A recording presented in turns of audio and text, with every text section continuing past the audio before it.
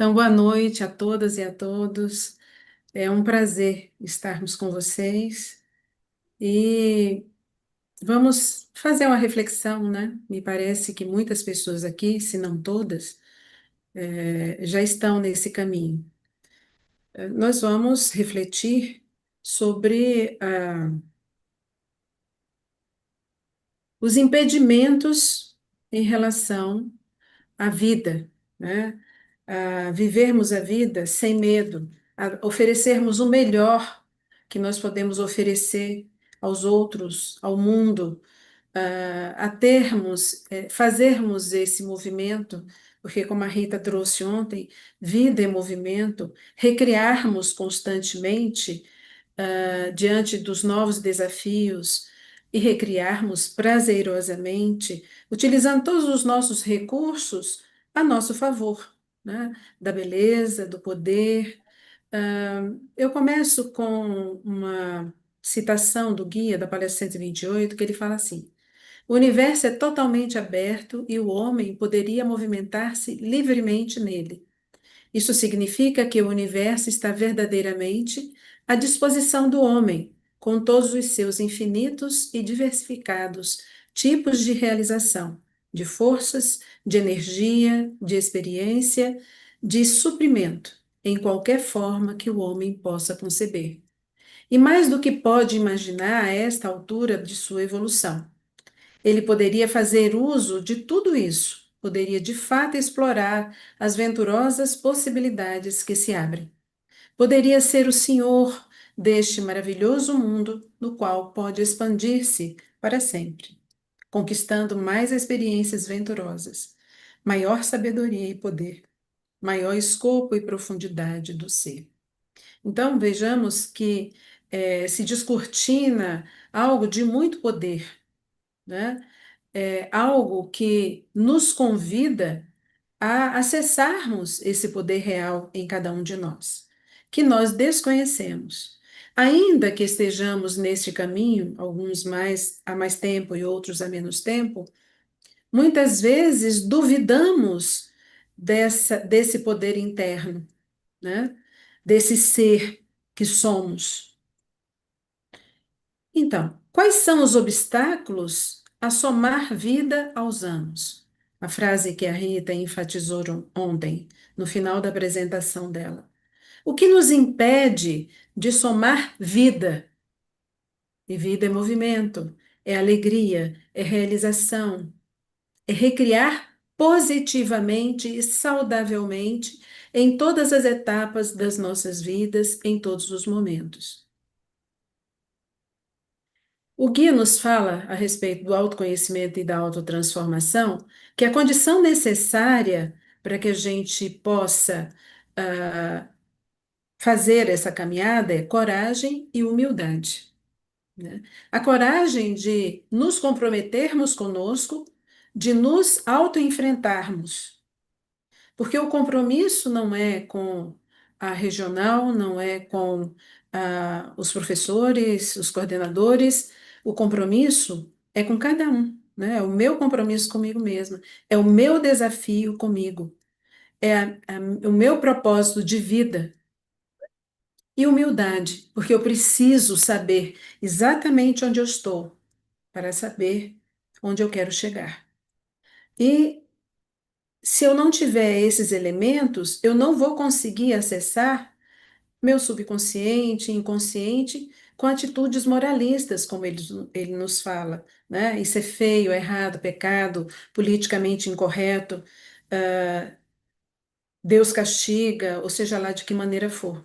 Esses nãos que nós temos e que nós colocamos como escudo por medo, né? Então, eu vou propor a vocês um exercício, tá bom? Quem tiver papel e caneta, por gentileza, pegue e para que vocês escrevam, completando a frase em escrita automática e com toda honestidade. Então, complete. Ser velho é. Complete com a primeira palavra que te ocorrer. O processo de envelhecimento é. A terceira idade é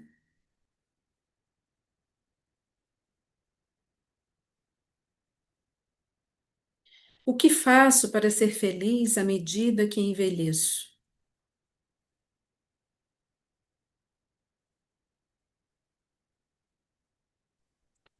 Pode esperar só um pouquinho? Sim.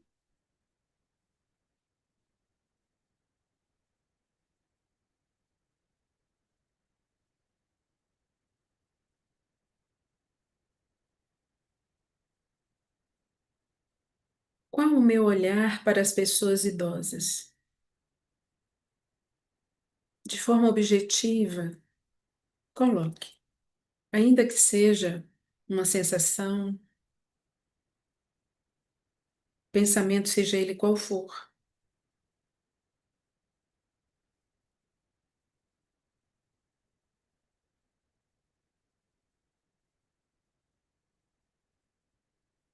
O que sinto e penso na presença de pessoas jovens, mais novas?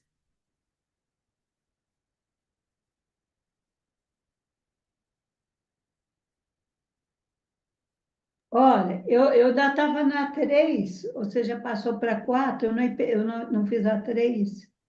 Qual o olhar?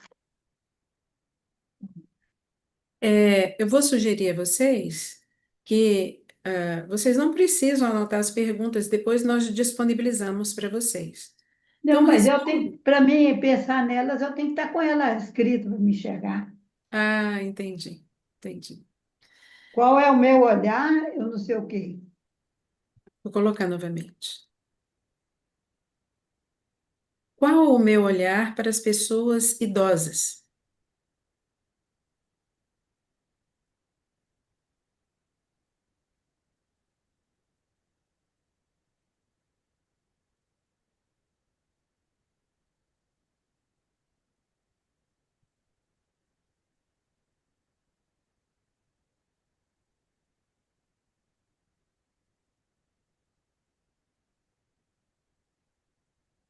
Está na tela, tá? O que sinto e penso na presença de pessoas jovens, mais novas,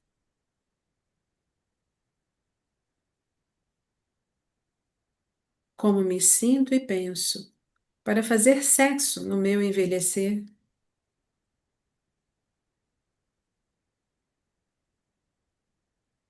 como me sinto e penso ao me olhar no espelho.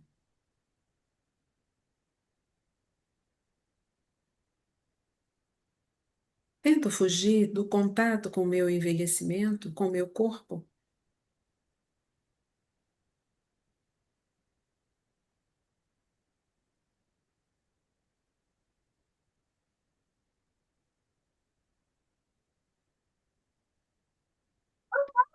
Você viu? Tem luzinha.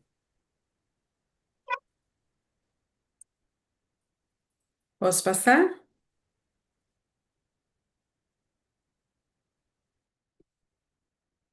Qual o ponto comum em minhas respostas? Ou seja, o que se repete? Alguém gostaria de compartilhar de forma objetiva?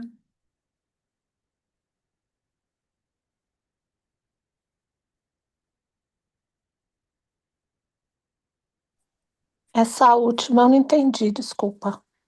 A Qual o última ponto também. comum? Qual é o denominador comum entre todas as respostas que você deu? Em tudo que você escreveu, o que que se repete? Qual é o ponto comum? O denominador comum é que envelhecer não é fácil. Hum, é uma crença. Envelhecer não é fácil. Pelo menos para mim não está sendo. Tá certo. Quem mais?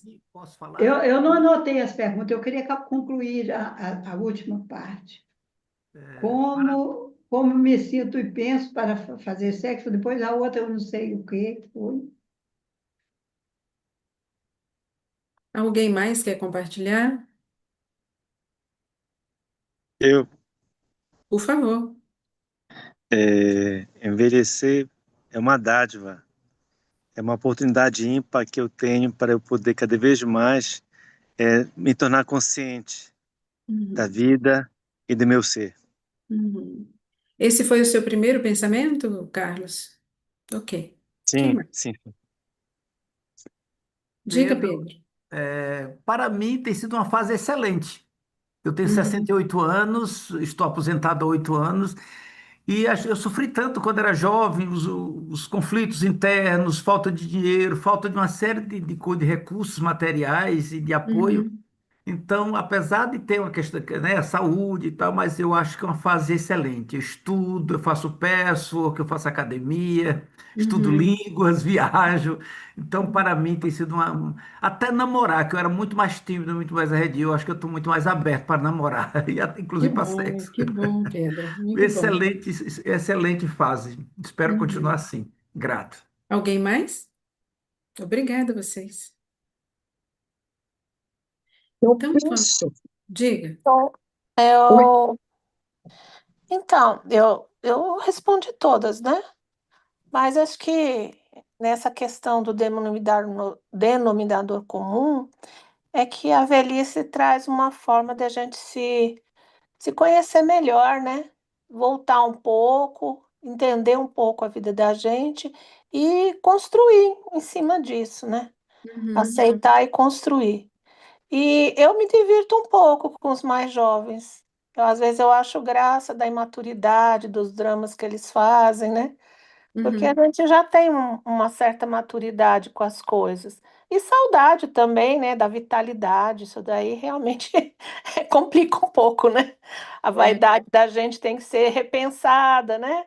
Eu já fui Hum. bonita, então agora eu vou me vestir melhor, ou talvez não vou dar tanta importância ao espelho, ele não está sendo meu melhor amigo, deixa para lá. Eu já fui bonita, tem uma crença aí? A pessoa velha despencada é complicado, né, Valéria? A gente, Despencar. a gente corre atrás, mas o cabelo já começa a cair. Depois da menopausa, para mim, eu como é que se diz? Aceitando as coisas, né? É complicado, eu acho. Nessa questão Uhum, é. entendi. Alguém Eu mais? penso, posso falar, Claro, Fátima? Eu Fátima. penso, eu sinto um convite para sair da dualidade. A velhice é boa ou a velhice é ruim? A velhice é boa, tem muita coisa boa, tem muitos ganhos, mas também tem muitas perdas, e é preciso nós reconhecermos isso. Nós olharmos isso como é, 50 por 50. É bom, é muito bom, tem muitos ganhos, mas também tem muitas perdas. Uhum, Isso. E uhum. aí eu vou estar olhando para essa velhice como um todo, como ela é, sabe? Então não tem como eu desconhecer, eu ignorar que existe um lado penoso, um lado difícil. Então, Mas também como é bom, ok. Então, sabe? o outro lado, né, o outro 50% diz o quê? Qual é a crença? Qual deles? Que tem Os ganhos, 50% mas qual é a tem crença que ganhos você tem sobre a velhice? com Sobre relação às envelhecer? perdas. Não, a As crença. perdas, Como você olha o a crença, envelhecer? sim, a crença é uma. Eu nem sei se é crença ou é constatação. Hum, Existem as crenças, eu não nego. A velhice não é bonita, o velho não é bonito. isso. É velhinha, mas tão arrumadinha. Olha como ela está arrumadinha e está bonitinha. Sabe, Uhum, umas frases assim que a gente carrega. E que é real, para mim, existe uma. Rita falou qualquer coisa disso. É claro, a minha energia não é a mesma. O que eu dou conta de fazer é cuidar dos 4 netos hoje, eu não tenho a energia que eu tinha para correr atrás dos filhos, por isso. falta de energia física. Isso. E Essa é olha uma que eu não cuido, constatação. Isso é sabe? É real. uma constatação, é real. Isso Isso. não é crença, eu estou constatando. na Isso. minha velhice. Eu tenho 71 anos, Uhum. Mas sabe? ainda Então, assim, tem as crenças, e é importante todos as nós crianças, embora eu, investigarmos. eu tenha eu estou me apropriando, estou buscando, é uma busca, claro, me apropriar dos ganhos, Uhum, uhum, né? Dos ganhos dessa fase da minha vida, que são muitos, uhum. sabe? Mas eu Ok. falo de perdas, eu penso sobretudo do ponto de vista físico, de energia, de disposição, de ânimo, Ok, Fátima. né? Eu também. Eu Obrigada. também. Obrigada. Alguém mais? Tânia, a Tânia está Tânia. esperando e a Silvéria. Tânia, Boa noite, gente. boa noite. Então, eu assim, eu tenho buscado fazer um novo contrato com a vida. Eu acho que o lugar que eu ocupava, ele está em transição, em transformação. E aí, a partir do momento que eu parti para o autoconhecimento, até para esse caminho do PF, eu percebi que eu deixei de ser invisível, porque eu estava começando a ficar invisível nos grupos anteriores, com quem que eu estava andando. Então, assim, havia uma mudança mesmo. E eu estou achando bom essa idade. E buscando, principalmente, ver o que que eu tenho e não o que que me falta. E buscando a alegria como um fator preponderante na minha vida. Uhum, uhum. Ok, Tânia. Alguma crença?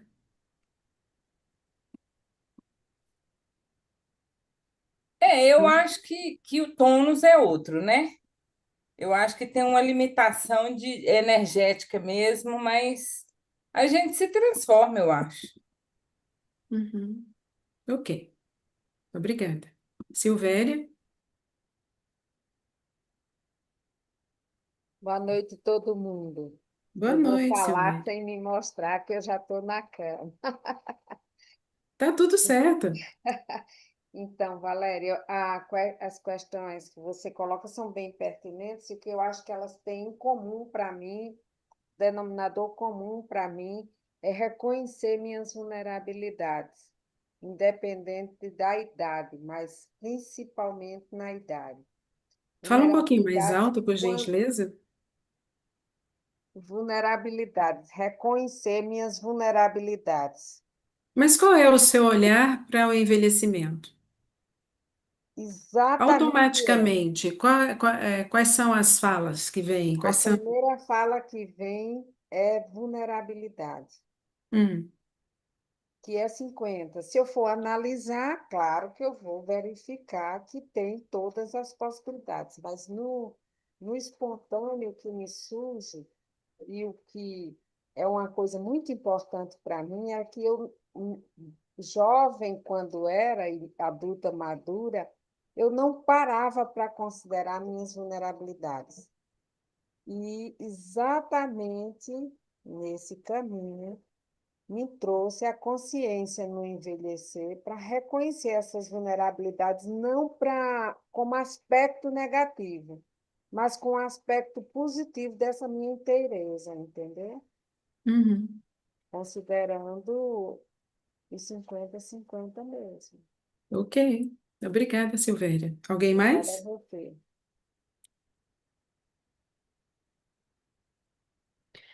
Ah, Eu ainda gostaria de falar, porque deu a ideia de que eu estou só no negativo, não é que eu não vejo o outro lado da importância do envelhecer, a experiência, tanta liberdade que eu tenho hoje que eu não tinha antes, né? E, claro, eu também passeio, eu também faço o que eu quero, tem minha casa, tem minhas coisas. Então, tem esse lado positivo. Não é sim, só ruim, não. Mas sim, quando a gente tem o lado positivo, mas tem o outro lado que chega com intensidade e detonando, aí a gente fica meio que chateado, né? Claro que a entendo. gente não queria que fosse assim. Sim. A Então, gente vê o processo assim, ó, acelerado. uhum, sim. Então, o que as perguntas, elas se referiram a vocês poderem acessar as crenças que vocês têm ainda em relação ao envelhecer, à velhice, ao corpo envelhecido, quando vocês se olham no espelho, qual é o primeiro pensamento, né? O que é que ainda incomoda? Isso não significa dizer que não exista o outro lado, como a Jill falou, né? Existe outro lado, o reconhecimento de aspectos positivos, né? De ganhos também. Mas nós temos e vivemos numa sociedade que alimenta muito a imagem no sentido de a forma perfeita, né? A juventude física, né? Então, como é que nós ficamos? Como nos sentimos? Existe toda uma história, toda uma trajetória que nós vamos poder fazer referência, que muitos de vocês já devem ter estudado, mas que está diretamente relacionado às crenças em relação ao envelhecer. Não tem como a gente não fazer essa referência em relação às crenças, eh, se a gente não voltar lá atrás, né? Nas nossas experiências infantis, nas impressões que sentimos, nas crenças que formulamos, as imagens, como isso ainda hoje interfere na nossa dificuldade de viver a vida verdadeiramente, seja a idade que tenhamos, né? Nesse novo ciclo de vida. Como é que está sendo sair dos 40 para os 50, dos 50 para os 60, dos 60 para os 70, dos 70 para os 80? Como é que está sendo avançar na idade, com todas as questões que envolvem físicas, emocionais, mentais, relacionais com o social, né? Mas em primeiro lugar, eu comigo. Como é me ver no espelho, me tocar, né? Os lugares que eu frequento, se eu, de alguma maneira, em função das crenças que eu tenho distorcidas em relação ao envelhecer, à velhice, a ser idoso, idosa, se de alguma maneira isso interfere nas escolhas que eu faço, se de alguma maneira eu retiro de mim a oportunidade de frequentar determinados lugares, de fazer determinadas coisas, porque não cabe mais, porque eu já estou idosa, porque eu já sou velha. Então, é muito importante irmos para esse lugar, né? Porque nós não temos tudo resolvido. Estamos caminhando, né? Essa é a proposta, mas muito bacana o nível de consciência, né, que temos, já conseguimos, já desenvolvemos. Então, as crenças, né, que são atitudes profundas, né? Atitude é uma disposição interna, né? Que geralmente a gente não verbaliza, muitas vezes, inconsciente ou semiconscientes, e que orienta as nossas vidas. Então, se eu não tenho consciência desses aspectos em mim, e nós sabemos nesse caminho que nós não temos todo esse conhecimento, né? Nós estamos nos trabalhando, e quanto mais a gente trabalha, mais coisas a gente acessa. Então, como a autoaceitação a que a Rita se referiu ontem? A aceitação da realidade, a harmonia com o fluxo da vida, se nos falta consciência, né? Esse é um caminho, e vocês sabem, ou a maioria de vocês sabe, que nós precisamos estar trabalhando o tempo inteiro, com um olhar atencioso para nós, né? Ainda que estas crenças apareçam de forma sutil, de forma camuflada, seja para o que quer que seja das nossas vidas, mas nesse minicurso a gente está trazendo foco para o envelhecer. Então, o guia nos fala que supomos um aprisionamento a um mundo limitado, cercado por fronteiras que não conseguimos atravessar nem controlar, né? Essa é uma questão importante. A necessidade distorcida de controle. E nesse processo, né, especialmente nesse processo do envelhecer, a gente não tem esse controle que a gente gostaria de ter. seja em que aspecto for. O efeito é o mesmo se o homem acredita e age como se não pudesse sair do ponto em que está. Não usamos dos poderes existentes em nosso íntimo, concedidos para o nosso prazer, nossa expansão, crescimento, experiência, beleza e tantas coisas mais, a nosso favor, por desconhecimento. Ou apenas um conhecimento teórico, né? Porque nós já sabemos, nós avançamos, do ponto de vista intelectual muito mais rápido e muito mais fácil, nós absorvemos muito conhecimento intelectualmente, mas do ponto de vista emocional, do trabalho pessoal, de acessar os nossos sentimentos, de acessarmos os nossos bloqueios, a nossa rigidez, os nossos medos, a gente está caminhando, né? E muitas vezes nos estagnamos, paramos, porque a nossa companheira resistência está o tempo inteiro conosco, né? Precisamos convidá-la a sentar-se à mesa conosco com todas as nossas qualidades e com todos os nossos defeitos, com os nossos aspectos sombrios e os nossos aspectos que já são luz, né? Traduzindo por consciência. É isso que vai nos permitir acessar esses conteúdos, porque a senhora resistência, ela é sutil, ela é sagaz, né? Ela vai sedutoramente interferindo nesse processo. Nos sentimos impotentes e permanecemos passivos, perdão, enquanto não descobrimos por nós mesmos que tudo o que precisamos fazer é reconhecer nossa liberdade, nossa própria força e poder. Caso contrário, continuaremos cercados, entre aspas, exatamente como se essas cercas fossem reais.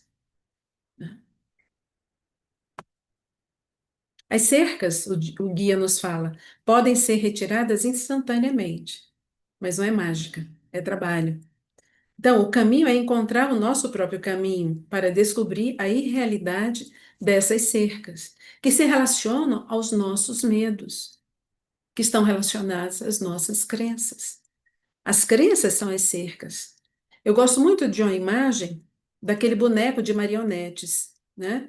Então, a mão que controla a marionete são as crenças. E nós não temos consciência de muitas delas. A Rita ontem falou lindamente como acessarmos esse estado de bem-aventurança nesse nosso processo de envelhecimento, né? Como recriarmos positivamente. Mas ela diz, o guia nas suas palestras, né, e em todos os livros já publicados, fala sobre isso em relação à vida, né? Mas não ousamos sair para a grande e segura liberdade. Sentimos medo. Nos refugiamos no medo, como se esse medo fosse confortável. É um sofrimento, né? Optamos pelo sofrimento que é desnecessário. Então, acessarmos esse conteúdo, né? Revisitarmos o conteúdo sobre a personalidade saudável e a personalidade não saudável, eu vejo como importante para que a gente possa criar esse raciocínio e entender que as distorções que criamos, os padrões de comportamentos distorcidos, nós ainda repetimos eles em algum nível, em algum aspecto da nossa vida. Então, ele fala dos três princípios que trabalham lado a lado de forma harmoniosa, complementar e que se fortalecem, mas que são flexíveis, porque a gente precisa usar, né, desses atributos, poder, amor e serenidade, de uma forma saudável, para verdadeiramente compreendermos o que nos acontece, acolhermos as situações que nos convida a nos conhecermos. Cada situação problema, cada desconforto, seja a nível das sensações que são corporais, né, as nossas reações emocionais, pensamentos que nos refletem conflitos, comportamentos que são duais, comportamentos conflituosos, são convites ou um belo problema para que a gente possa fazer esse mergulho constante, né? E podermos compreender o que está acontecendo comigo hoje, qual a relação com esses comportamentos distorcidos, com essas crenças estabelecidas lá atrás. A personalidade distorcida vai usar mal esses atributos. Então, só um pouquinho, por favor. Nós já sabemos, a criança, ela deseja ser amada com exclusividade, né? Não consegue, obviamente, porque nenhum pai, nenhuma mãe, ainda que sejam amorosos, eles não conseguem, nos oferecer 100% de atenção, 100% dessa amorosidade. Não conseguindo, a criança sente, porque a criança é sensorialidade. Ela não tem aparelhagem neurológica, portanto, cognição para construir conceitos, mas ela se sente na decepção, no desamparo, na rejeição, que podem ser reais ou imaginários, né?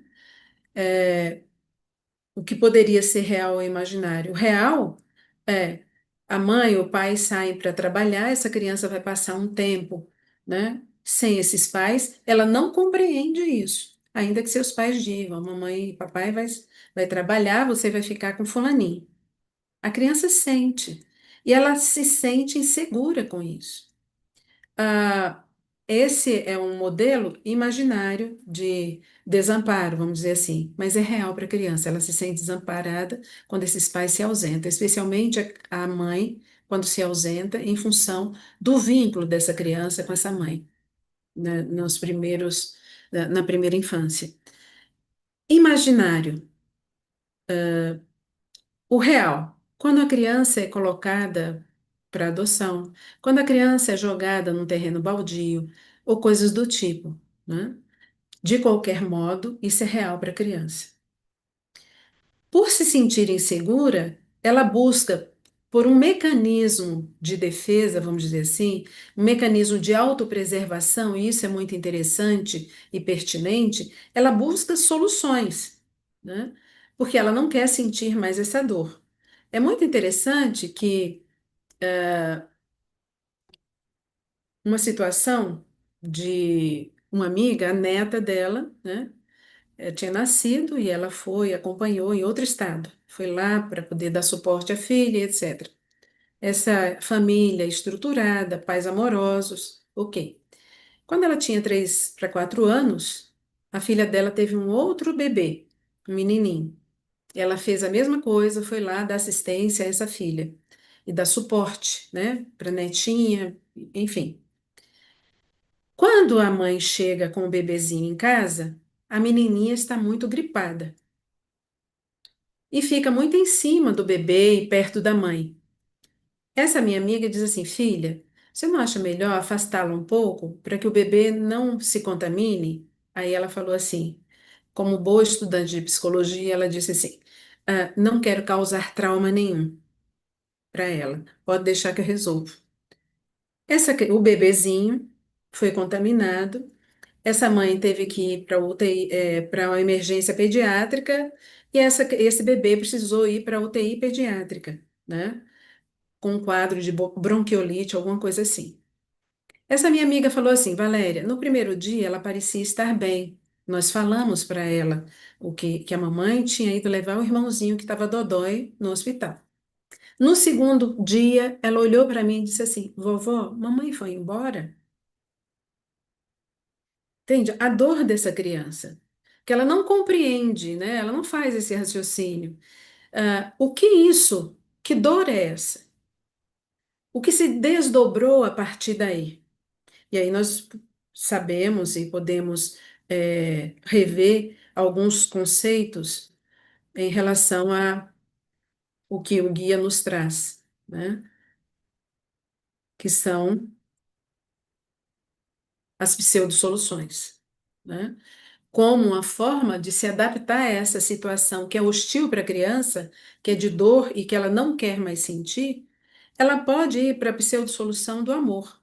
Obviamente, ela não sabe o que é pseudo-solução, mas essa criança ela pode se tornar aquela criança boazinha, que coopera com a mamãe para cuidar do irmãozinho e deixa de brincar para fazer isso.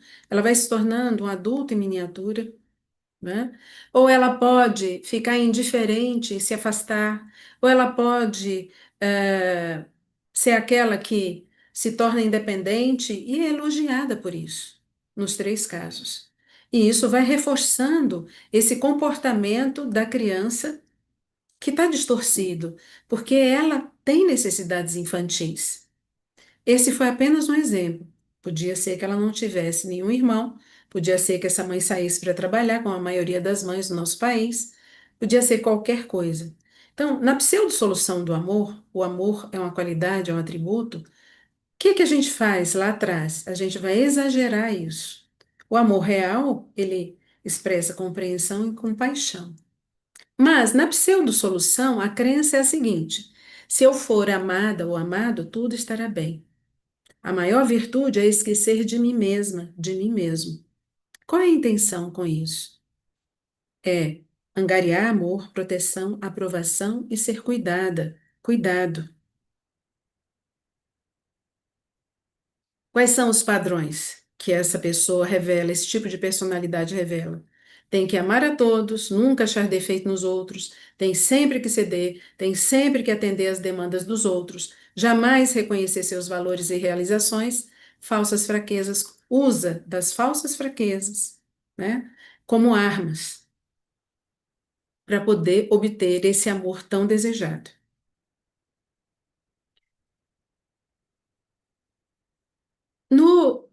Na pseudo-solução do poder, exagera no atributo do poder. Qual é a crença? Me torno tão forte, invulnerável, independente e sem emoção que nada e nem ninguém pode me tocar. Assim, resolverei todos os meus problemas. Jamais devo falhar. A busca de independência, porque depender do outro é um risco. Os padrões. Tenho que ser o melhor, a melhor. Alta competitividade, é uma pessoa que se expressa, é, tem uma postura mais dura, não admite sofrimento, não demonstra emoção, acha vergonhoso, acha que isso é sinal de fraqueza e despreza esse tipo de conduta. Não sente necessidade de ninguém, entre aspas, não deve gostar de ninguém, porque isso a vulnerabiliza. Tem que ser perfeito. Na pseudo-solução da serenidade, como os demais, exagera nesse atributo e a crença deve estar sempre desapegada e afastada das pessoas para não ser ferida, decepcionada. Quais são os padrões? Distanciamento de suas emoções, ausência de apego aos outros, ou seja, não forma vínculo, forte necessidade de independência, tenta elevar-se sobre todos. Então, o problema nisso é que a pessoa revela uma autorrejeição. Ela não acredita que, do jeito que ela é, simplesmente humana, ela possa ser amada, ela possa ser reconhecida em seu valor, ela possa ser acolhida, ela possa ser respeitada. O que existe em todos esses tipos de personalidade é um isolamento enorme, uma angústia profunda, porque a pessoa não se sente no direito de ser quem é. A pessoa se isola, se afasta, ela não estabelece relações verdadeiras, ela não se permite viver plenamente. Ela não se permite, portanto, ser quem ela é, por medo. Então, está sempre encapsulado, encapsulada. Então, o que existe disso ainda em mim? Quando, nesse processo de envelhecimento, eu posso estar sendo ativada em alguma crença distorcida, em alguma pseudo-solução. O que existe ainda em mim? O que que está se manifestando, ainda que sutilmente, desses aspectos, nesta fase? Porque nessa fase em que estamos, ou para quem está entrando, nós entramos em contato com a nossa vulnerabilidade, com a nossa humanidade, com a nossa o nosso não controle sobre os aspectos que nós não alcançamos. Isso mexe profundamente com cada um de nós. Ah, eu sei que o meu corpo, ele vai naturalmente envelhecendo, as células morrem, o corpo vai ficando decrépito. Como? Então, o que eu fiz lá atrás e venho fazendo, que me mantém nesse estado e alimenta essas crenças? Quando eu entro em contato com essa perda de controle, quando eu falo de envelhecimento, eu penso em morte, não é? Segundo meu irmão, a gente está na fila, né? A fila está andando e a gente está chegando. E o curioso é assim, que não existe idade para morrer fisicamente. Não existe idade. Ah, Valéria, mas quando a gente está assim, segundo a moça que faz a minha unha, ela fala assim, de tarde para o dia seguinte, ou seja, a gente está mais próximo da morte. Sim, mas não quer dizer que um jovem de 15 anos não possa morrer primeiro que eu, estando com 62 anos, 63. Então, o que eu faço? Fico na contagem regressiva? Fico com medo de viver, estabelecendo essas cercas, essas paredes, me mantendo nesse labirinto em que eu não vou fazer nada porque eu posso morrer. Eu posso me machucar, eu posso morrer. Ou não me cabe mais. Esse mundo não é mais para mim. Esse mundo está muito diferente. Ou socialmente os idosos não são aceitos. O que se passa comigo? Esse momento nos solicita, nos convida a essa reflexão profunda. Limitações próprias, quando a Rita traz o exemplo de um joelho, né, que não está tão resistente assim, porque eu não cuidei disso antes. Ok, mas como eu posso fazer para usufruir da vida? Né? Eu gosto muito de fruta, pegar fruta do pé e comer. Eu acho que tem um prazer nisso imenso para mim. Aí, certa vez, eu coloquei uma escada em A, numa rua que tinha um pouco de declive na frente do meu trabalho, para pegar jambo. Aí, a moça que trabalhava conosco, ela disse assim: Tem certeza que você vai fazer isso? Eu disse: Claro que eu tenho. Quando eu subi o segundo para o terceiro degrau da escada, a escada deu uma balançada. Aí eu respirei e pensei: se eu cair aqui, vou cair igual uma jaca madura, vou me quebrar e vai ser difícil consertar. Que pena. Mas é só esse jeito que eu posso pegar essa fruta? Não. Vamos lá pegar um rodo, eu puxo a fruta, você pega aí, a gente vai comer jambo. Aí foi o que a gente fez. Mas se nem isso fosse possível fazer, vou na frutaria e vou comer o jambo. Ou no supermercado, onde quer que seja. Essa é a flexibilidade necessária para que nós possamos viver a vida. Caso contrário, a gente vai, como o guia nos fala, estabelecendo essas cercas, esses labirintos em que não saímos dele. As pessoas que compartilharam coisas muito interessantes, né? Mas eu torno a sugerir, faça o trabalho, né? Peça ajuda ao ser superior de vocês, peça ajuda aos amigos de vocês, peça ajuda às helpers de vocês, para poder fazer esse mergulho, porque de repente eu posso não estar vivendo da melhor forma, em função desses limites que eu estabeleço, em função da exigência. Se não for o máximo, se não for o melhor, se não for tudo, então nada, né? E isso revela rigidez. E isso tem a ver com aspectos nossos, como vaidade, orgulho, né? E a necessidade de controlar quem está à nossa volta. Como é que eu me relaciono com as pessoas da minha família nesse envelhecer, especialmente com os filhos, especialmente com os netos? Como é que é, né? O meu andar pode não estar tão seguro como antes, eu posso não ter a mesma flexibilidade física. Então, como é que eu lido quando eu não devo ou não deveria afastar um móvel pesado? e que eu preciso de ajuda, o que que eu faço? Como eu lido com essa circunstância? Eu estou falando do envelhecimento e de habilidades que eu tenho, mas que a circunstância me convida a ser prudente, não a estabelecer muros para mim. E aí eu entro nessa necessidade de controlar o olhar do outro para mim, né, o afeto do outro em relação a mim. Eu não quero que o outro me veja como um inútil, eu não quero que o outro me veja tão limitada, porque eu sinto medo disso, né? Aí eu estou fingindo, né? Eu estou tentando manter as aparências, medo, de perder, né? Enfim, de perder a admiração alheia. E isso me mantém numa profunda angústia. Então, viver bem para morrer bem, né? Eu tenho dito à minha família que eu quero morrer alegre, eu quero morrer feliz.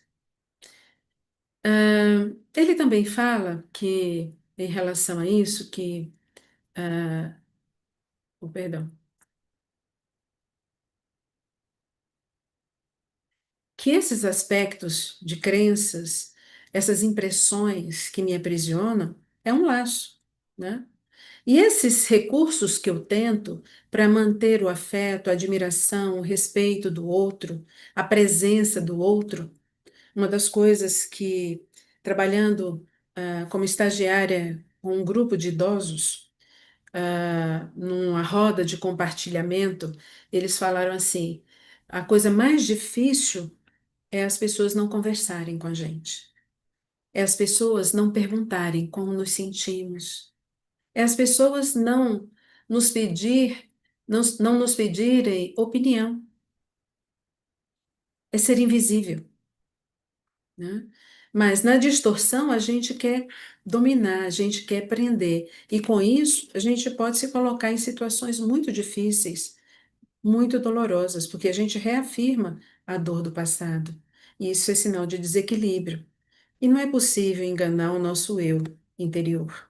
Então, novamente, o convite ao mergulho para que possamos ter uma vida saudável, uma vida feliz, uma vida de bem-aventurança. O guia também fala que os movimentos da alma contrários às leis de amor e verdade são incompatíveis com o estado de contentamento.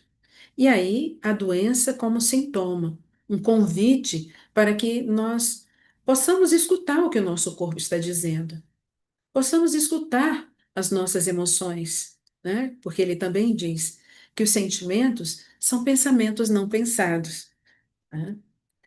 E aí, uma citação: a alma sabe sempre o que fazer para se curar. O desafio é silenciar a mente para conseguir ouvi-la. E aí eu trago pessoas que eu admiro profundamente, né? Algumas delas, perdão, que é o Ari Fontoura, aos 92 anos, que continua produtivo, que usufrui, ele cozinha, lembrei de você, Rita, ontem, ele cozinha e ele posta receitas que ele faz, ele nada, ele vai à praia, ele encena, né? Ele está entre os amigos, ele cuida das plantas. Nosso querido Ariano Suassuna, que já partiu aos 87 anos, a Ruth Rocha, que é uma mulher também admirável aos seus 94 anos, todos três produtivos, o Ariano já tendo ido embora antes. E eu enviei para vocês um documentário interessantíssimo que vale a pena assistir, de pessoas como nós, pessoas comuns, né, dando o relato, né, dessa forma de viver a vida com plenitude, com alegria, com prazer, né? Então, o convite é esse, para que possamos refletir: como é que eu estou vivendo a minha idade atual? Como é que eu olho para os anos que se seguem? Eu penso, olha, eu calculo quanto tempo eu ainda posso ter de vida aqui, né? Quando me olho no espelho, eu fico contando as minhas rugas, eu presto atenção na vitalidade da minha pele, né, que não é mais a mesma, no no cabelo que ficou diminuído, sem tanto viço, o que que eu posso fazer? Eu posso passar um batom, né? Eu posso vestir a roupa que eu me sinto confortável, ou eu não me permito, porque isso é coisa de gente velha, isso é coisa de gente nova, e eu já sou uma pessoa velha, não devo. Vou ser ridícula. Eu me permito tomar um café da tarde com os amigos e as amigas? Eu me permito dançar? Eu me permito sonhar? Eu me permito realizar? Ou eu tenho levado a minha vida de uma forma altamente cercada de a prioris? É isso. Essa é a reflexão. Algum comentário? Vocês querem compartilhar alguma coisa?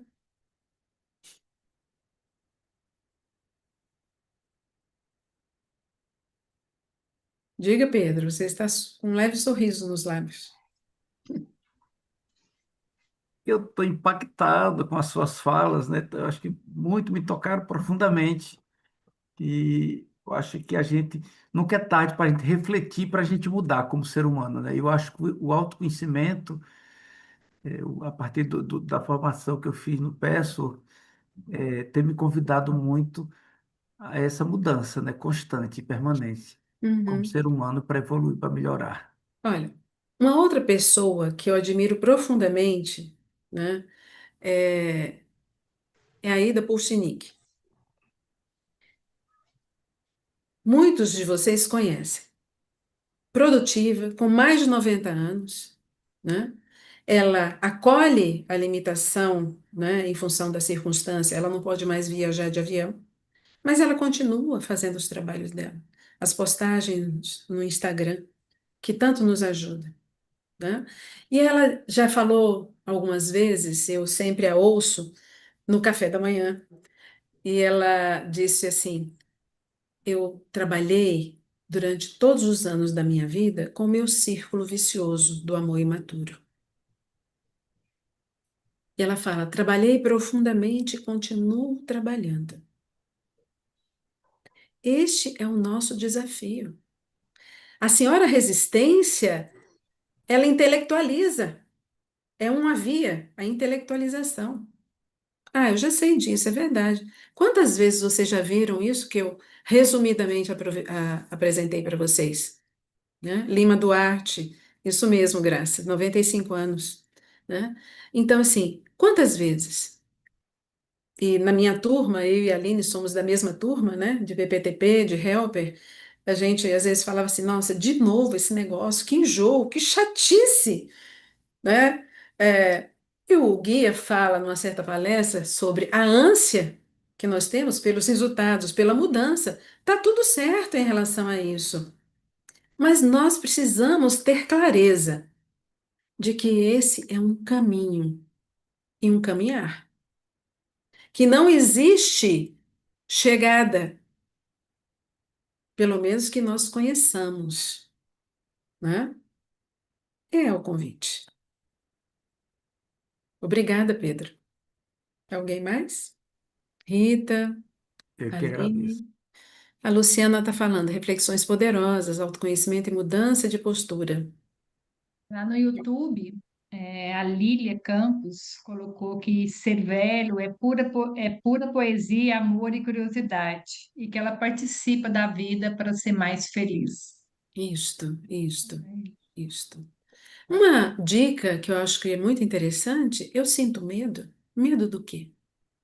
No meu dia a dia, no meu cotidiano, alguma coisa me impacta, eu fico impactada com alguma coisa, titubeante com alguma coisa. Eu recebo um convite para uma viagem, para um café, para um chá, para um almoço, para um bate-papo. Tem alguma coisa que eu fico no acho que não?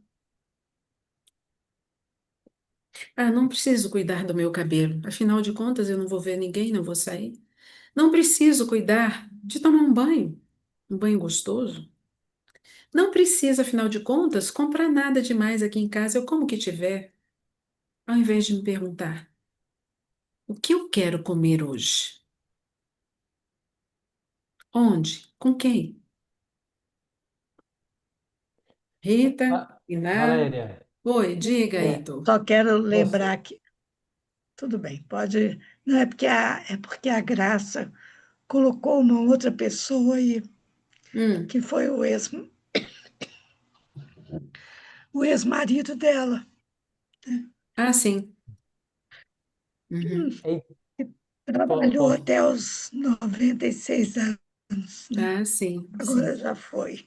Uhum. Maria, não Heitor? é ex, ele continua sendo meu marido maravilhoso. Ele só não Isso, está aqui nesse plano, exatamente, Continua. mas exatamente. Isso, Graça. está comigo Bela todos os correção, dias. bela correção, Graça.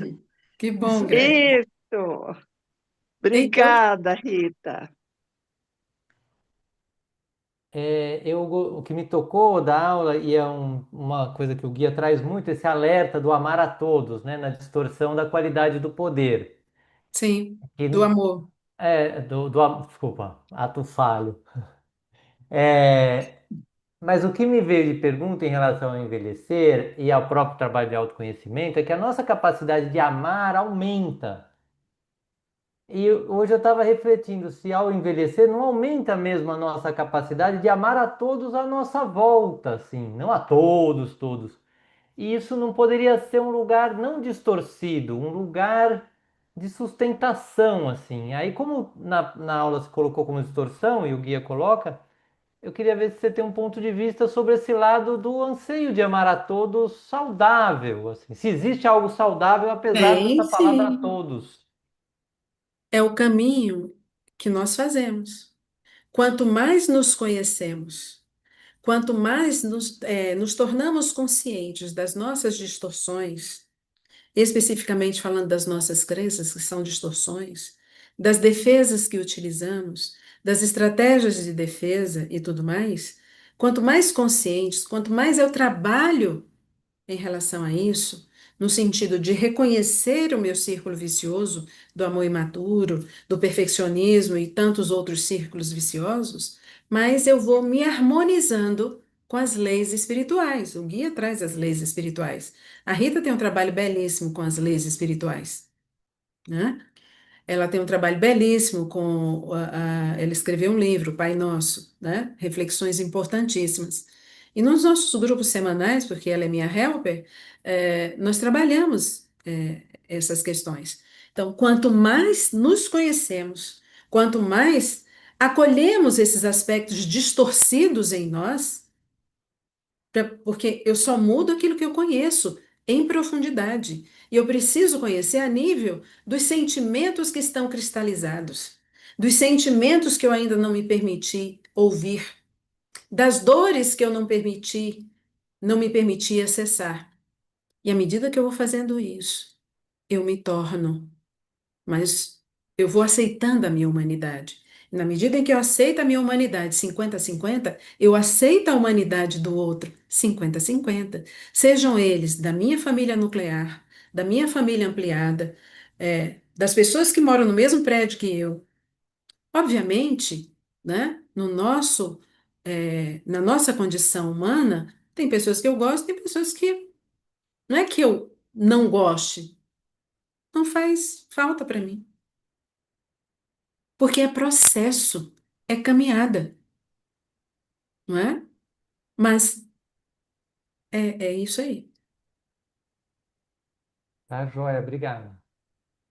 E Velha, aí, qual é a sua impressão dessa resposta? Concorda, não concorda? Fica à vontade para discordar. Não, Concordar. eu achei, você trouxe uma coisa muito interessante, que é o acolhimento da distorção, né? Que é aquele processo Sim. que viabiliza até o contato com Deus, que ele coloca na palestra da revisão Sim. diária, que é um processo necessário. É. A minha reflexão quando eu estava quando isso me veio, foi que lá na junção com Deus, em algum dia, nós seremos capazes de amar a todos. O problema é Sim. querer amar a todos agora. Agora é distorção. Ainda não dá, mas eu Não. gostei também Oh, da lembrança de olhar para a distorção como caminho. Sim. né? Que é uma Sim. coisa que o pastor fala bastante. Assim como os sintomas de uma doença qualquer, seja qual for, é um convite para que a gente olhe para a gente e veja como é que eu estou produzindo esse negócio, ou produzir. Diga, Uhum. Iná. Não, o que eu ia dizer é assim, que a gente vai tomando consciência do quanto a gente não ama. Sim, E o nosso anseio vai na direção de nos tornarmos também mais tolerantes conosco e com o outro. Então, eu diria que isso também é uma forma de amar, quando a sim, gente está mais tolerante. Mas sim, nesse sim. nível da dualidade, amar 100% é irreal, para a minha percepção. Será que não Sim. é crença, Inácio? Que a gente não consegue? Bom, eu diria o seguinte: se a gente tomar ao pé da letra os ensinamentos do guia, o planeta é dual. A gente realmente não vai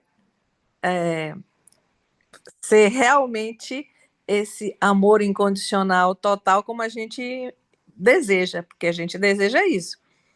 Mas, na condição humana, eu acho que a gente pode variar para mais de 60 e para menos de 50. Isso, né? E uma outra coisa que eu sempre faço referência, que o guia nos fala, ele utiliza esse vocabulário. Não é lisonjeiro acessarmos os nossos defeitos, as nossas distorções. Não é, incomoda mesmo, né? Porque nós acessamos o que mais? O nosso orgulho, a nossa vaidade, né? Os nossos medos, as nossas crenças, de que se eu acesso esses aspectos, né? Aí eu vou para o sem, né? Primeira esfera de consciência. Eu sou má,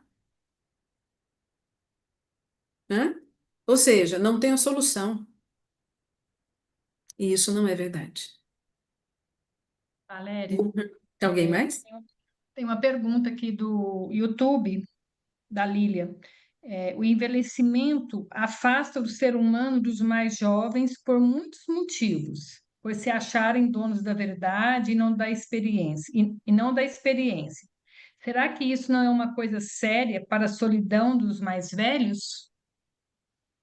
Você pode repetir a fala? O envelhecimento afasta o ser humano dos mais jovens por muitos motivos, por se acharem donos da verdade. Quem é Aqueles o dono da reflexões. verdade? O idoso ou o jovem? Ou ambos? A pergunta veio dessa forma. Deixa eu ver Aham. Ok. se ela é correta. Mas A forma como eu eh, encaro as situações, porque nós não vivemos num plano perfeito. E nós sabemos, né, que existem os preconceitos, nós temos preconceitos.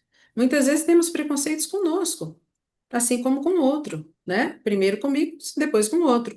Então, a forma como eu lido com o preconceito alheio, com a conduta alheia, né? Se eu entro numa reação emocional, tá aí um convite para que eu possa me perceber melhor, conhecer o que é isso em mim, porque o outro não coloca o que eu sinto em mim, né? Isso vem de dentro, né? Ah, mas quanto ao isolamento, eu escolho se eu me isolo, porque eu me sinto ferida com a arrogância de alguém, com o preconceito de alguém, mas o que que eu faço para criar relações amorosas, criar essa vida de relação saudável, né? É preciso que a gente olhe as generalizações. A generalização, ela funciona como essas cercas, essas paredes, esses labirintos que o guia se referiu nessa palestra que eu trouxe hoje. Alguma pergunta mais?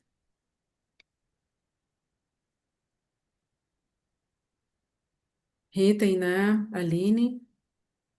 Só para colocar uma crença que me veio agora com o nosso Sim. debate, de que amor incondicional é amar a todos. E na Hum, verdade, isso é uma crença, porque amor incondicional é amar sem condições, sem colocar condição. uhum, Isso transforma, né? Fica mais literal, mas para mim acho que vira uma chave em termos de uhum, exigência ou expectativa, e sim um local meu de colocar ou não condições ao amor. uhum. E aí se Sim. torna mais possível amar incondicionalmente. Escreve isso que você falou, né? E a partir daí, leva para sua helper, seu helper, para poder trabalhar. Diga, Silvéria. Não quero dizer, quero só dizer que concordo com você e estou gostando muito. Obrigada. Eu que te agradeço. Bem, como é que estamos de horário, Aline? Rosana está com a mão levantada. Cadê, Rosana? Você? Aqui, achei. Não vi a Diga. mão levantada. Quer falar, Rosana? Não vi a mão dela levantada. Oi. Não? Não, ela disse que não quer falar. Uhum. Não, eu não levantei, não. Ok, ok. Então eu quero falar. Diga, Graça. Olha só, gente, eu tenho 72 anos e eu fiquei imaginando aqui a questão de amar todo mundo e amar incondicionalmente. Eu acho que amar no sentido bíblico de respeitar o outro, acatá-lo, eu acho que isso é possível a todos, mesmo que eu não concorde com as opiniões daquela outra pessoa, etc. Mas amar incondicionalmente, eu sou uma pessoa que estou muito longe disso. Eu, eu já tive problemas sérios, Rita me conhece há muitos anos e outras já é, sabem aí da minha vida, com meu filho mais velho, que hoje tem 50 anos. E hoje eu consigo, hoje não, já há uns 5 anos eu consigo ter uma boa relação com ele, mas a coisa de uns 8 anos atrás foi muito chocante para mim. E eu percebi que mesmo com um filho muito querido, porque eu havia perdido uma gravidez anterior, tudo isso, eu não dava conta, em hipótese alguma, de amar é, incondicionalmente, entendeu? Uhum. Porque amar incondicionalmente aí seria amar. é, Lógico que eu não deixei de amá-lo, mas eu sinceramente estou sendo muito clara. Para mim foi muito difícil. Então eu acho que esse amor incondicional para mim ainda está fora para mim, viu, Heitor? Está fora totalmente de possibilidade dentro dessa minha humanidade demasiadamente humana, como Nietzsche fala, né? Estamos todos juntos e todas juntas nisso, né? Como a Iná trouxe para reflexão, né? Descobrimos que não sabemos amar, porque se considerarmos, né, esses aspectos de defesa, de estratégias de defesa do nosso círculo vicioso, em função do medo de não ter amor, nós falseamos o nosso comportamento, nos relacionamos de uma forma inconsistente com aquilo que somos enquanto ser humano, né? Portanto, falsa. É tudo falso? Não, não é tudo falso, mas nos escondemos, né? Não nos mostramos porque temos medo. Então, isso impede uma relação de fato, genuína, né? Livre. E Graça, eu só disse que ficou um pouquinho mais perto, mas também estou longe.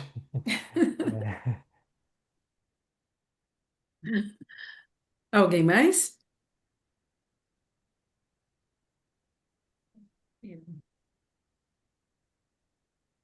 Rita, Iná. Angelita, quer Angelita aqui, falar, ó. Angelita? Sim, Angelita.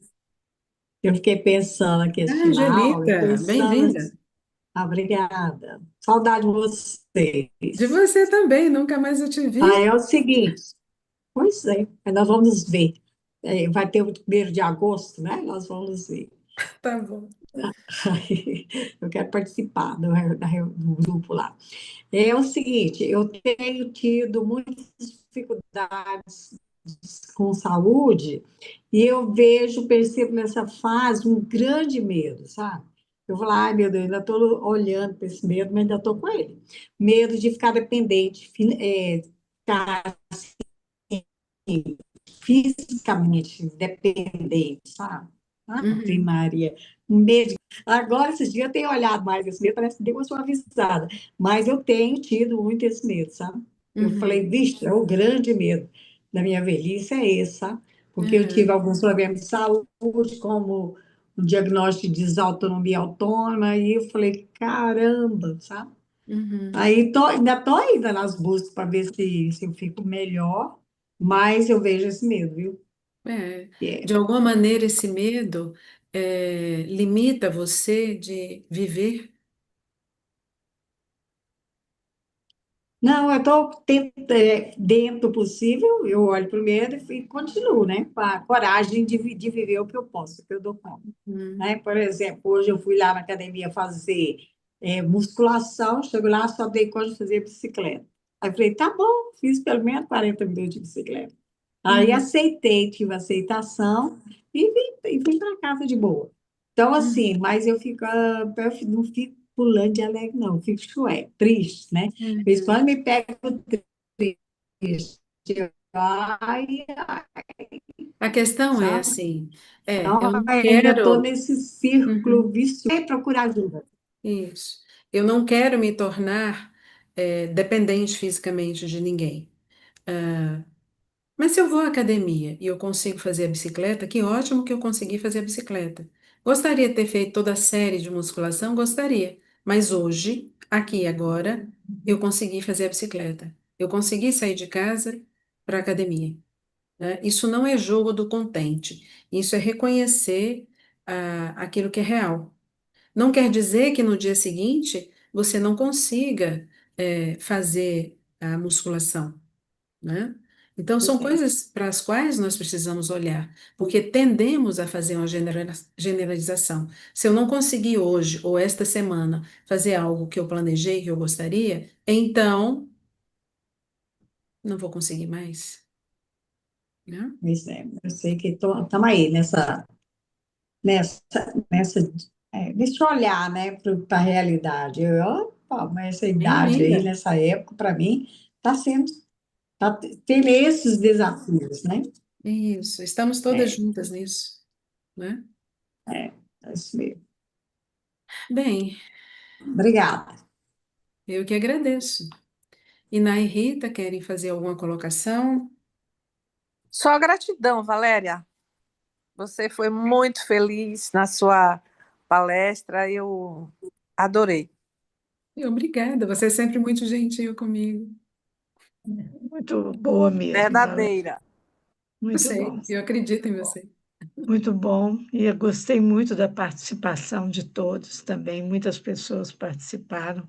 Isso foi muito bacana, viu? Uhum. Agradecemos a presença de todos aqui. Amanhã tem mais. Isso. Amanhã Amanhã é temos com a a Amanhã Aline. nossa. teremos mais com a Amanhã Aline. teremos mais com a nossa querida Aline, que vai falar e vai nos ensinar a reinventar a própria vida nessa vida. Estou esperando amanhã, Aline. Chica. Valéria, Oi, querida. foi ótimo. Muito obrigada. Obrigada, Dil, pelas suas Uma boa noite. contribuições. Obrigada a todos vocês. A Áurea está Beijo no agradecendo aqui coração de também, viu, vocês, viu? Valéria? Oi? Áurea Cavalcante, excelentes Sim. reflexões, gratidão, Valéria, gratidão a todos da regional, Maria José Fleury, muito bom, parabéns. Obrigada. Um grande abraço a vocês, e que possamos sentir toda a bem-aventurança, todas as bênçãos que nos envolve, né? Que está interno, que está em nós e que está à nossa volta. Exatamente.